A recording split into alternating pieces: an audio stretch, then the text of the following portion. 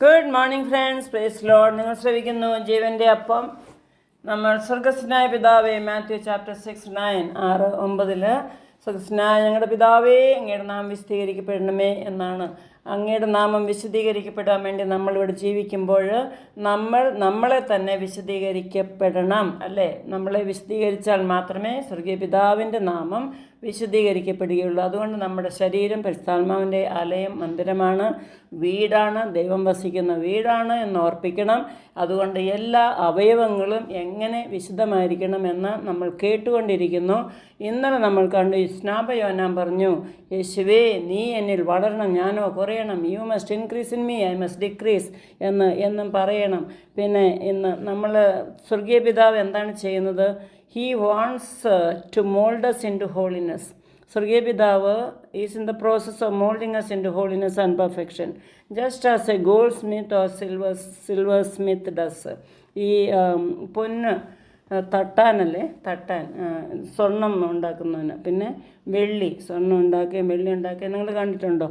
ആ തട്ടാൻ എന്താ ചെയ്യുന്നത്? ആ സ്വർണം ഇങ്ങനെ അലയിലിട്ടിട്ട് ഇങ്ങനെ ഊതും, അല്ലേ? അങ്ങനെ ഊതി ഊതി ഊതി അത് തിളങ്ങുന്ന വരെയും അത് ഊതിക്കൊണ്ടിരിക്കും, അത് റിഫൈൻ ചെയ്തുകൊണ്ടിരിക്കും. അത് എപ്പം വരെയാണെന്നറിയാമോ? സ്വന്തം റിഫ്ലക്ഷൻ കാണണം. പുള്ളിയുടെ റിഫ്ലക്ഷൻ കാണുന്ന വരെയും ഇങ്ങനെ ഊതിക്കഴിച്ച് തീയിൽ കൂടി കടത്തിക്കൊണ്ടിരിക്കുന്നു.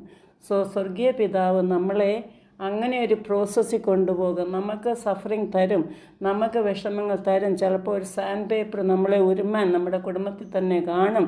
ചിലപ്പോൾ നിൻ്റെ ഭർത്താവായിരിക്കും, ചിലപ്പോൾ നിൻ്റെ ഭാര്യയായിരിക്കും, അമ്മായിമ്മയായിരിക്കും, മക്കളായിരിക്കും. ആരെങ്കിലും കൂടെയും സ്വർഗീയ പിതാവ് അങ്ങനെ ഒരാളെ വയ്ക്കും. അല്ലെങ്കിൽ അവർക്ക് നമ്മൾ കൂടുതൽ സ്ഥാനം കൊടുക്കും, അവർക്ക് കൂടുതൽ സ്നേഹം കൊടുക്കും. ദൈവം പറയുന്ന എൻ്റെ സ്ഥാനം ആർക്കും കൊടുക്കാൻ പാടില്ല. ഒന്നാമത് തന്നെ നിൻ്റെ ദൈവമായ യഹോവയെ സ്നേഹിക്കുക, ആരാധിക്കുക. വേറെ ഒരു ദൈവവും നിങ്ങൾക്കുണ്ടാകരുത്. ദൈവത്തിൻ്റെ സ്ഥാനത്ത് മക്കളുണ്ടാകാൻ പാടില്ല. ദൈവത്തിൻ്റെ സ്ഥാനത്ത് ഭർത്താവോ ഭാര്യ ഉണ്ടാകാൻ പാടില്ല.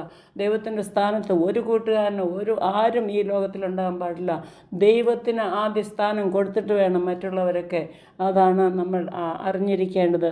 അപ്പോൾ ഹീബ്രൂസ് ചാപ്റ്റർ 12:8 ഹെബ്രായ ലേഖനം അതിൻ്റെ 12 അതിൻ്റെ 8 പറയുന്നു, വിത്തൗട്ട് ഹോളിനെസ് ഞാൻ അത് മലയാളത്തിൽ വായിക്കാം. നിങ്ങൾ ബാലശിക്ഷ സഹിച്ചാൽ ദൈവം മക്കളോട് എന്ന പോലെ നിങ്ങളോട് പെരുമാറുന്നു. അപ്പൻ ശിക്ഷിക്കാത്ത മകൻ എവിടെയുള്ളൂ, അല്ലേ? എല്ലാ ഫാദറും ശിക്ഷിക്കും, അല്ലേ? എല്ലാ മദറും കുഞ്ഞുങ്ങളെ ശിക്ഷിക്കും. എല്ലാവരും പ്രാപിക്കുന്ന ബാലശിക്ഷ